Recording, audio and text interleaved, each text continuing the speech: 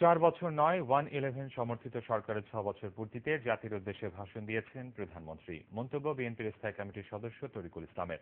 ভাষণে প্রধানমন্ত্রী অসত্যের ফুল ছড়িয়েছেন বলেও অভিযোগ করেন তিনি। মিরাজ হোসেন গাজীকে সাথে নিয়ে সিকান্দার রেমানের রিপোর্ট। 15 জানুয়ারি রাজধানী সহ দেশের বিভাগীয় শহরে মানব প্রাচীর করবে 18 দলীয় জোট। ঢাকার মহাখালী থেকে পুরান ঢাকার ভিক্টোরিয়া পার্ক পর্যন্ত 20টি পয়েন্টে সকাল 11টা থেকে 12টা পর্যন্ত চলবে এই কর্মসূচি।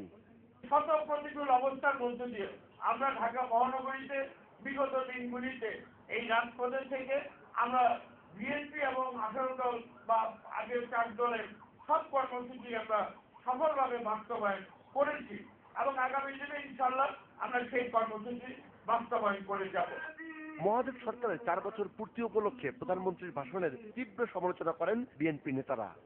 অনেক বুদ্ধিজীবী বলবে দুই ব্যক্তি খারাপ, এখন ভাই অন্য কিছু করা দুই ব্যক্তি খারাপ, একটা ধান আর একটা তুষ।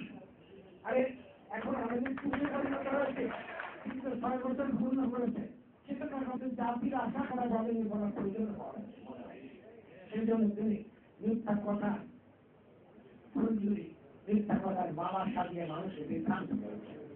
এদিকে জাতীয় প্রেস ক্লাবে এক আলোচনায় তরিকুল ইসলাম অভিযোগ করেন, চোরাবালিতে দাঁড়িয়ে সরকার পুনরায় ক্ষমতায় থাকার ষড়যন্ত্র করছে।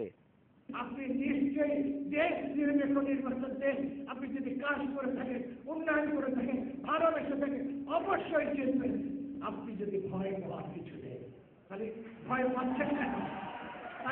পাচ্ছেন কেন? আপনি যা বলছেন সব মিথ্যাচার। আপনি জানেন আপনি এখন আপনার ছায়াকেও ভয় পাচ্ছেন।